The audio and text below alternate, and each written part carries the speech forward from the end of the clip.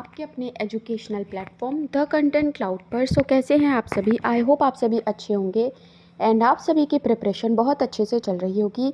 सो जैसा कि आप सभी को पता है UP triple S C PET का फॉर्म जो है आपका आ गया है, जल्दी वो आपका फिल होना शुरू हो जाएंगे। आप सभी टाइम पर जो है फॉर्म फिल कर दीजिएगा एंड ये एग्ज़ाम आपके जो भी आने वाली वैकेंसीज़ हैं यूपी गवर्नमेंट की तरफ से, लेखपाल हो गया एट्सेट्रा, उन सभी के लिए इम्पॉर्टेंट है। सो पीटी का आपको क्वालिफाई करना बहुत ज़रूरी है, वो भी सिर्फ थोड़े नंबर से नहीं, अच्छा स्कोर करना आपका बहुत ज़रूरी है। अगर आप पीटी में अच्छा स्कोर कर पाएंगे तब आप जो है वो आगे मेरिट अपनी बना पाएंगे। ओके, सो अगर आप सभी पहले से पीटी का एग्ज़ाम दे चुके हैं तो आप जानते होंगे, एंड जो भी स्टूडेंट न्यू हैं उनके लिए फिर से एक बार बता देते हैं कि general awareness, general science, maths, Hindi, English, reasoning जैसे सारे ही सब्जेक्ट आपसे पूछे जाते हैं। करंट अफेयर्स है उसे तो भूलना ही नहीं है, करंट अफेयर्स भी आपसे पूछा जाता है। सो ओवरऑल देखें अगर तो पीटी आपका एक वास्ट सिलेबस के साथ होने वाला एक एग्ज़ाम है, जिसकी जो प्रिपरेशन है वो आप ओवरनाइट नहीं कर सकते। आपको पर्टिकुलर एक टाइम पीरियड चाहिए है खुद को प्रिपेयर करने का, क्योंकि आप सभी को पता होगा 100 क्वेश्चन का आपका ये एग्ज़ाम होता है एंड 100 में 50 ले आना, 60 ले आना इज़ नॉट द टास्क। आपको 90 प्लस स्कोर करना होगा, तब जाकर आप खुद को सिक्योर कर पाएंगे आने वाली वैकेंसीज़ में मेरिट लिस्ट में आने के लिए।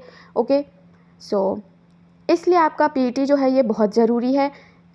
UP triple S C PT form कब से भरे जाएंगे, क्या सिलेबस है, किसकी कितना वेटेज होता है, किस सब्जेक्ट का कौन सा टॉपिक इम्पॉर्टेंट होता है, नेगेटिव मार्किंग होती है या नहीं होती है, रिक्वायर्ड क्वालिफ़िकेशन आपकी क्या है, इन सभी टॉपिक पर हम सेपरेट वीडियो में डिस्कस करेंगे। ओके, सो आप अभी तक अगर चैनल से नहीं जुड़े हैं तो डेफिनेटली जुड़ जाइएगा for further videos and exam related updates. So आज का ये सेशन आपका होने वाला है जीके के क्वेश्चंस का। ये जीके के क्वेश्चन वो हैं जो यूपी ट्रिपल एस सी के द्वारा पूछे गए हैं। ओके, प्रीवियस ईयर पीटी में भी आपसे पूछे गए हैं। सो ध्यान से पढ़िएगा ये सारे ही क्वेश्चंस एंड आप इनको सॉल्व करिएगा और देखिएगा कि आप जो हैं वो आपका जो लेवल है, प्रिपरेशन लेवल है वो क्या है, आपको कितनी और मेहनत करनी होगी। ओके, सो चलिए सेशन को, क्लास को शुरू करते हैं। एंड अभी तक आपने वीडियो को शेयर नहीं किया है तो अपने फ्रेंड्स में ज़रूर शेयर कर दीजिएगा। ओके, सो जैसा कि हम सभी को पता है 100 क्वेश्चंस आते हैं एंड 100 क्वेश्चंस में आपके 30 क्वेश्चंस जीके से रिलेटेड होते हैं। तो ये 30 क्वेश्चंस जो हैं या आप इन्हें इग्नोर नहीं कर सकते। ओके, जनरल साइंस यानी आपका physics, chemistry, bio, economy, constitution, geography, history, computer, miscellaneous, current affairs, इन सभी सब्जेक्ट्स के क्वेश्चंस जो हैं वो इनमें पूछे जाते हैं। ठीक है, सो ओवरऑल ये इम्पॉर्टेंट है। बढ़ते हैं क्वेश्चन नंबर 1 की ओर। देखिए कि किस प्रकार के जो क्वेश्चन है आयोग आपसे पूछता है। पहला प्रश्न है कि स्थायी बंदोबस्त के तहत जमींदारी को भूमि के मालिक के रूप में मान्यता दी गई थी। उन्हें किसानों से लगान वसूलने का अधिकार दिया गया था। निम्नलिखित में से किसे स्थायी बंदोबस्त का जनक माना जाता है? सो क्वेश्चन नंबर 1 में ओवरऑल आपसे ये पूछा गया है कि स्थायी बंदोबस्त के जनक कौन हैं। अगर आपको पता है तो सभी ऑप्शंस को ध्यान से पढ़कर बताइए कि कौन है आपके स्थायी बंदोबस्त के जनक।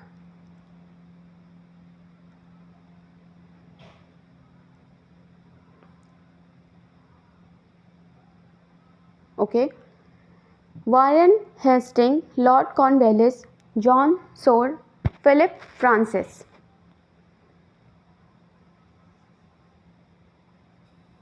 सो UP triple S C PET से related practice sets and detail videos के लिए चैनल से जुड़ जाइएगा। ओके, यहाँ पर आपका करेक्ट आंसर हो जाएगा स्थायी बंदोबस्त के जनक के रूप में जाना जाता है लॉर्ड कॉर्नवालिस को। ओके, लॉर्ड कॉर्नवालिस को भारत में स्थायी बंदोबस्त का जनक माना जाता है। 1786 से 1793 ईस्वी तक भारत के गवर्नर जनरल के रूप में इन्होंने कार्य किया। ओके, एंड इनके कार्यकाल के दौरान ही कुछ महत्वपूर्ण सुधार लागू किए गए। सो करेक्ट आंसर हो जाएगा आपका ऑप्शन नंबर सेकेंड, राइट। बढ़ते हैं अब अपने नेक्स्ट क्वेश्चन की ओर। क्वेश्चन नंबर सेकेंड है, वन प्रबंधन के लिए वन प्रमाणीकरण का एक कुशल उपकरण है। भारत के किस राज्य में वर्तमान में प्रमाणित वन हैं?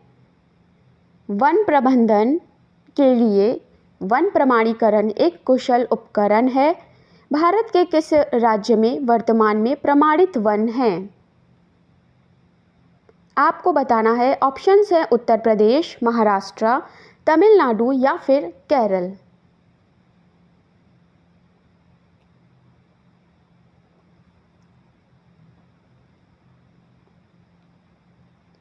ओके, सो वन प्रमाणन उद्योग भारत में करीब 15 वर्ष से कार्य कर रहा है एंड वर्तमान में केवल एक राज्य है जो आपका वन प्रमाणित है एंड वो है उत्तर प्रदेश।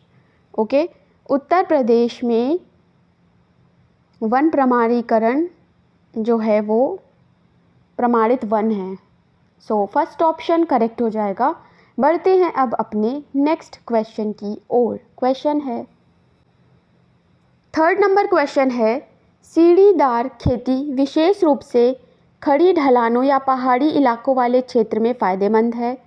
सीढ़ीदार खेती में प्रत्येक भूखंड के किनारों को डैश के लिए ऊंचा किया जाता है। फसल को कीटों से बचाया जा सके इसलिए, जल को बनाए रखने के लिए, खाद बह ना जाए इसलिए, फसलों के बीच दूरी रखी जा सके इसलिए। करेक्ट आंसर क्या होगा बताना है आप सभी को। अगर आप सभी का आंसर आ रहा है सेकंड ऑप्शन तो आपका आंसर करेक्ट है।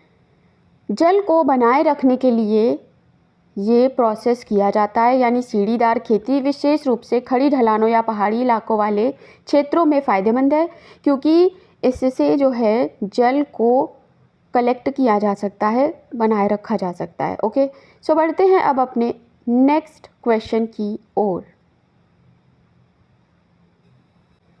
क्वेश्चन नंबर 4 है, गुजरात से बिहार तक पूर्व पश्चिम दिशा में कौन सी पहाड़ियाँ नर्मदा घाटी के समांतर फैली हुई हैं? ऑप्शन है आपके नीलगिरी की पहाड़ियाँ, विंध्य पर्वत, हिमालय, पश्चिमी घाट। क्या होगा करेक्ट आंसर बताना है आप सभी को। गुजरात से बिहार तक पूर्व पश्चिम दिशा में कौन सी पहाड़ियाँ नर्मदा घाटी के समांतर फैली हुई हैं? सो इन चारों ही ऑप्शंस को हम लोग डिटेल में डिस्कस कर लेते हैं क्योंकि ये सभी इंपॉर्टेंट हैं। इन सभी से इंडिविजुअली क्वेश्चन भी आपसे पूछा जा सकता है। ओके, सो सबसे पहला हमारा है नीलगिरी की पहाड़ियाँ। ओके, नीलगिरी की पहाड़ियाँ जहाँ पूर्वी घाट और पश्चिमी घाट मिलते हैं वहाँ आपकी ये नीलगिरी की पहाड़ियाँ पाई जाती हैं। नीलगिरी पर्वत दक्षिण भारत के पश्चिमी तमिलनाडु के पश्चिमी घाट का हिस्सा है। ओके, एंड सबसे इम्पॉर्टेंट प्रश्न पूछा जाता है कि नीलगिरी पहाड़ियों की जो सबसे ऊंची चोटी है वो उसका क्या नाम है। ओके, तो सबसे ऊंची चोटी है वो 2637 मीटर की है एंड उसका नाम आपका है डोडा बेट्टा। ओके, सो ये आपकी सबसे ऊंची चोटी है एंड सबसे इम्पॉर्टेंट है कि नीलगिरी पहाड़ियाँ जो है नीलगिरी बायोस्फीयर रिजर्व है, इसका हिस्सा है। ओके, नीलगिरी पहाड़ी सबसे ऊंची चोटी एंड नीलगिरी पर्वत दक्षिणी भारत में जो पश्चिमी घाट है तमिलनाडु में उसका हिस्सा है। ओके, जो पूरा पश्चिमी घाट है उसमें पश्चिमी तमिलनाडु में ये उसका हिस्सा है। ओके, सो 2637 मीटर की हाइट है, सबसे ऊंची चोटी है। ओके, डोडा बेट्टा। सो बढ़ते हैं अब अपने नेक्स्ट टॉपिक के ऊपर, है विंध्य पर्वत या विंध्याचल पर्वत श्रेणी। सो अगर बात करें विंध्य पर्वत की तो यह गुजरात के जोबट से बिहार में सासाराम तक पूर्व से पश्चिम दिशा में नर्मदा घाटी के समांतर फैली हुई है। करीब 1200 किलोमीटर ये फैली हुई है। ओके, एंड इसकी जो सामान्य ऊंचाई वो 300 से 650 मीटर होती है। ओके, सो ये था विंध्याचल पर्वत या विंध्य पर्वत श्रेणी के बारे में।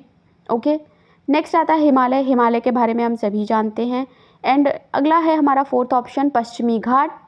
तो पश्चिमी घाट एक पर्वत श्रेणी है जो भारत प्रायद्वीप के यानी इंडियन पेनिनसुलर रीजन के जो वेस्टर्न घाट है पश्चिमी तट के समांतर 1600 किलोमीटर ये कवर करती है एरिया। ठीक है, ये गुजरात से शुरू होकर और तमिलनाडु राज्य आदि राज्यों से होकर ये पूरे में फैली हुई है। ओके, पश्चिमी घाट है, इसकी सबसे ऊंची चोटियों के बारे में आपसे पूछा जाता है। सबसे ऊंची चोटी है घाट में सबसे ऊंची चोटी की तो अनाईमुड़ी आपकी सबसे ऊंची चोटी है। एंड डोडा बेटा को लेकर हम लोग ऊपर डिस्कस कर चुके हैं।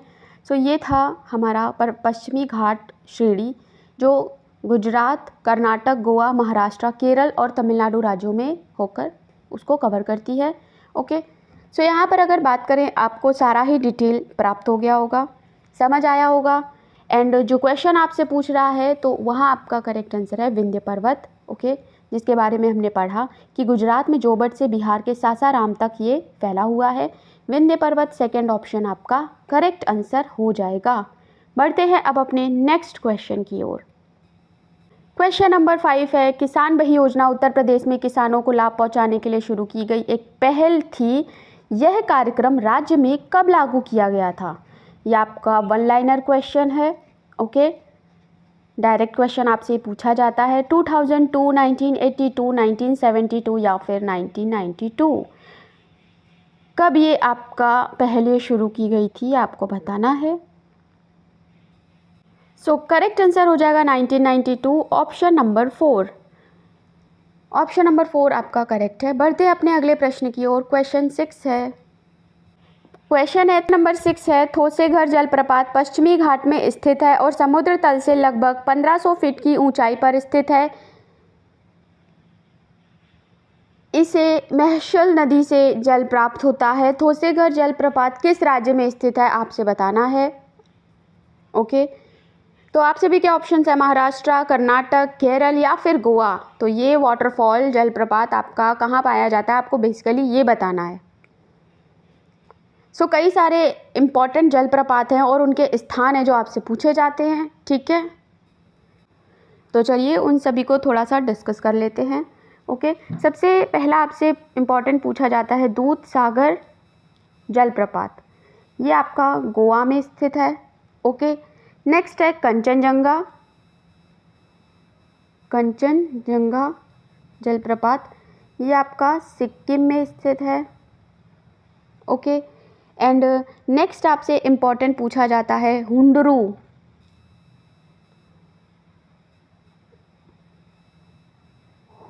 जलप्रपात। ओके, ये आपका झारखंड में स्थित है। राइट, नेक्स्ट है आपका महाराष्ट्र का येना जलप्रपात महाराष्ट्र। ओके, सो ये कुछ इम्पॉर्टेंट जलप्रपात हैं जो आपसे पूछे जाते हैं। ओके, यहाँ पर आपका जो थोसेघर जलप्रपात है पश्चिमी घाट में स्थित है, ये आपका महाराष्ट्र राज्य में स्थित है। ओके, सो यहाँ पर फर्स्ट ऑप्शन आपका करेक्ट आंसर हो जाएगा। बढ़ते हैं अपने नेक्स्ट क्वेश्चन की ओर।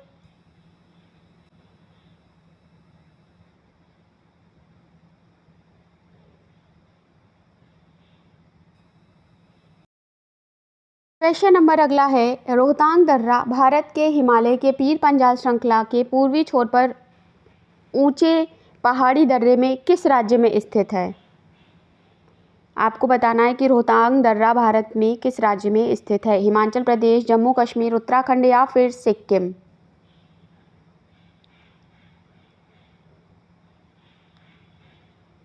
सो करेक्ट आंसर हो जाएगा यहाँ पर Himachal Pradesh. Okay, option number first आपका करेक्ट आंसर हो जाएगा। यह मनाली से 51 किलोमीटर दूर हिमालय की पीर पंजाल जो पर्वतमाला है उसमें स्थित है, उसके पूर्वी छोर पर। ओके, बढ़ते हैं अपने नेक्स्ट क्वेश्चन की ओर।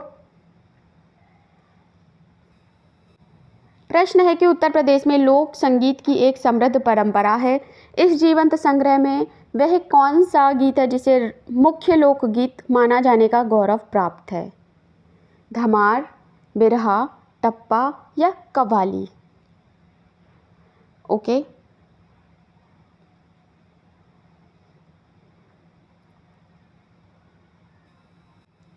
सो अगर देखें सारे ही ऑप्शंस को तो सबसे पहला है आपका धमार।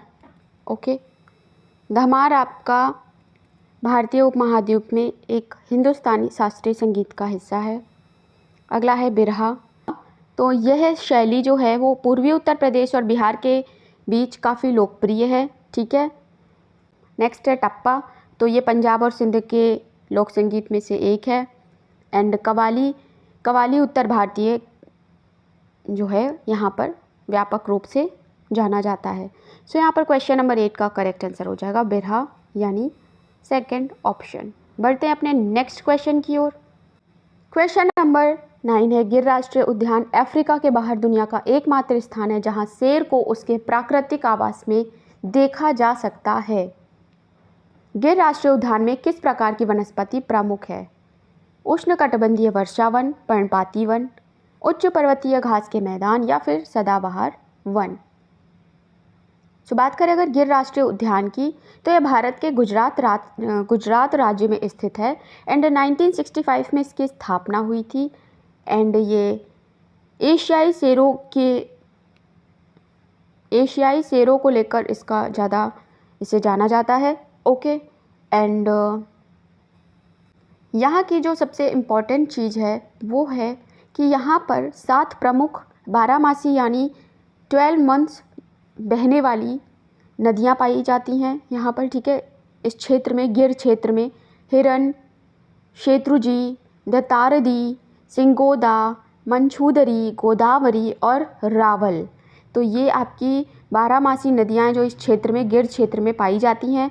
ओके, एंड क्वेश्चन पूछा है कि यहाँ की जो वनस्पति कैसी है, तो ये पर्णपाती वन यहाँ पर प्रमुख है।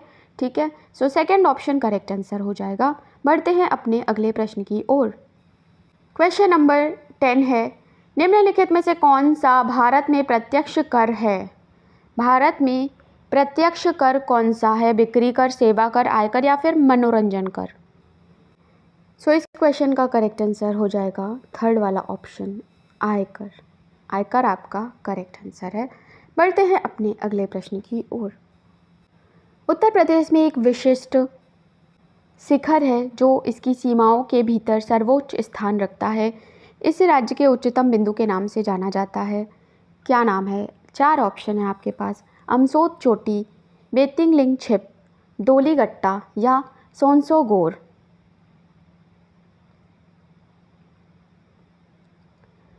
ओके, सो आपके एग्ज़ाम में राज्यों और उनसे जुड़ी जो सबसे ऊंची चोटी हैं वो आपसे पूछी जाती हैं। तो चलिए कुछ इम्पॉर्टेंट जो है पीक्स वो शेयर कर लेते हैं आपके साथ। सबसे पहला है राज्य, आपका सबसे पहली जो चोटी है वो है आपकी ऑप्शंस की 4th नंबर ऑप्शन, सोनसोगोर। ओके, तो ये आपका है गोवा राज्य की सबसे ऊंची चोटी। ठीक है, नेक्स्ट आपका है डोलीगट्टा। ओके, तो डोलीगट्टा आपका जो है वो तेलंगाना राज्य की सबसे ऊंची चोटी है, तेलंगाना। ओके, अगला है आपका बेतलिंग छिप। बेतलिंग छिप आपकी त्रिपुरा राज्य की सबसे ऊंची चोटी है। ओके, एंड नेक्स्ट है आपका अमसोत चोटी।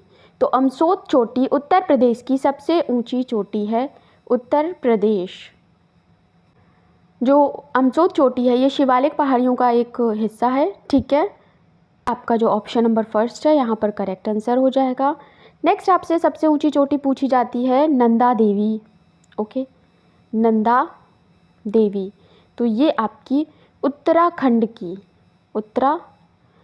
की सबसे ऊंची चोटी है। अगला आपसे पूछा जाता है माउंट टेम्पू। सो ये आपकी मणिपुर की सबसे ऊंची चोटी है, मणिपुर। ओके, अगला है आपका इतने ही इम्पॉर्टेंट आपके थे। माउंट साबरमती, और आप लिख लीजिए माउंट साबरमती, ये आपकी इम्पॉर्टेंट हाईएस्ट पीक है नागालैंड की, नागालैंड। ओके, सो एक बार पूरा देख लेते हैं। सबसे पहले आता है आपका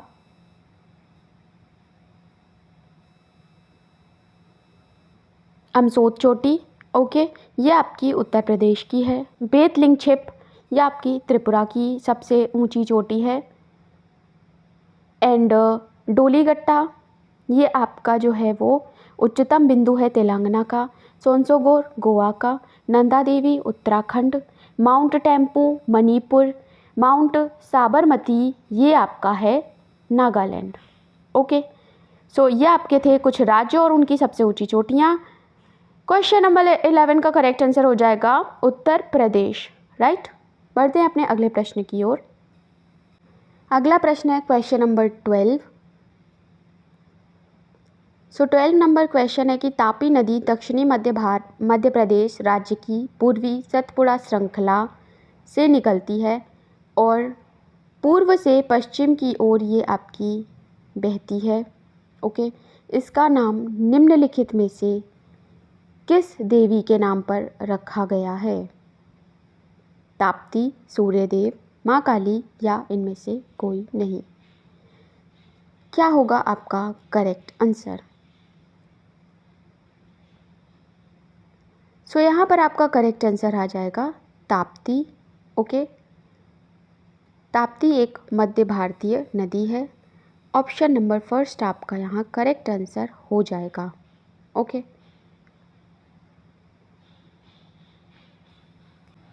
सो बढ़ते हैं अब अपने अगले प्रश्न की ओर। क्वेश्चन है नागरिकता अधिनियम संविधान के लागू होने के बाद नागरिकता के अर्जन और हानि का प्रावधान करता है। भारत में नागरिकता अधिनियम किस वर्ष पारित किया गया था? 1951, 1955, 1959 या फिर 1964? भारत में नागरिकता अधिनियम पहली बार कब पारित किया गया था? क्या होगा आपका करेक्ट आंसर? सो अगर अभी तक आप चैनल से नहीं जुड़े हैं तो डेफिनेटली जुड़ जाइएगा। ओके, जल्द ही आपके लिए लूसेंट ऑब्जेक्टिव की जो सीरीज़ है वो स्टार्ट होने वाली है, जिसमें आपके लूसेंट में दिए गए सारे ही क्वेश्चंस आपको बताए जाएंगे। ओके, जिसके रिवीजन एंड प्रैक्टिस से आप आने वाले एग्ज़ाम्स में अच्छा स्कोर कर पाएंगे। तो आप चैनल पर बने रहिएगा। यहाँ आपका करेक्ट आंसर हो जाएगा 1955, सेकंड ऑप्शन। बढ़ते हैं अपने अगले प्रश्न की ओर। क्वेश्चन नंबर 14 एंड सबसे ज़्यादा पूछा जाने वाला प्रश्न ये कि गैर परंपरागत ऊर्जा स्रोत क्या होते हैं एंड कौन से हैं? सो यहाँ पर आपका दिया गया है कि वे ऊर्जा सोर्स होते हैं जो पर्यावरण के अनुकूल, अक्षय और परिचालन में आसान होते हैं। एंड वो कौन से हैं? ऊष्मा जनित, विद्युत जनित, गैर नवीकरणीय या नवीकरणीय?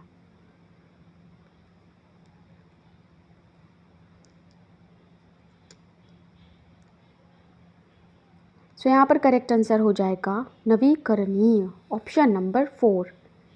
बढ़ते हैं अपने अगले प्रश्न की ओर। क्वेश्चन नंबर 15 है उत्तर प्रदेश की औद्योगिक विरासत को उजागर करते हुए राज्य की पहली चीनी मिल यानी शुगर मिल, एक महत्वपूर्ण मील का पत्थर स्थापित किया गया। इस अग्रणी चीनी मिल की स्थापना किस वर्ष हुई थी? 1909 में, 1915 में, 1903 में या फिर 1934 में? 1909, 1915, 1903 या फिर 1934? ईयर कौन सा था आप सभी को बताना है। ओके,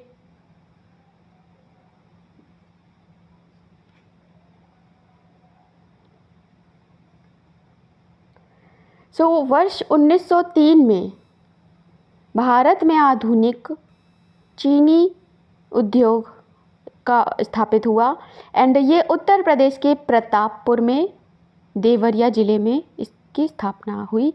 ओके, सो 1903 आपका करेक्ट आंसर हो जाएगा। राज्य में कुछ और भी प्रमुख चीनी उद्योग हैं, जैसे कि आपका बलरामपुर चीनी मिल, ठीक, बजाज हिंदुस्तान समिति, बजाज हिंदुस्तान,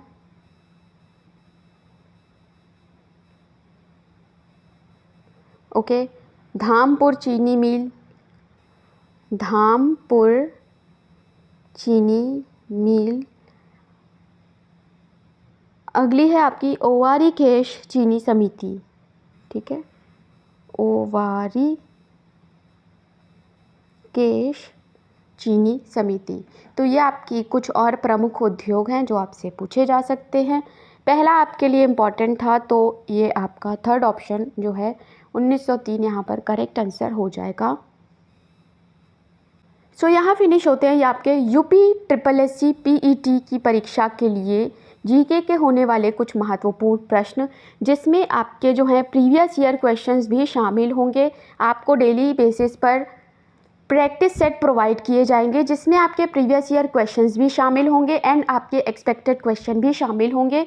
सो आप प्रैक्टिस सेट्स को सॉल्व करना, टॉपिक का रिवीजन करना एंड अपना जो प्रिपरेशन है उसको बनाए रखना ना भूलें। मिलते हैं नेक्स्ट क्लास में, तब तक के लिए चैनल से नहीं जुड़े तो जुड़ जाइएगा। वीडियो को लाइक एंड शेयर ज़रूर कर दीजिएगा। Thanks for watching.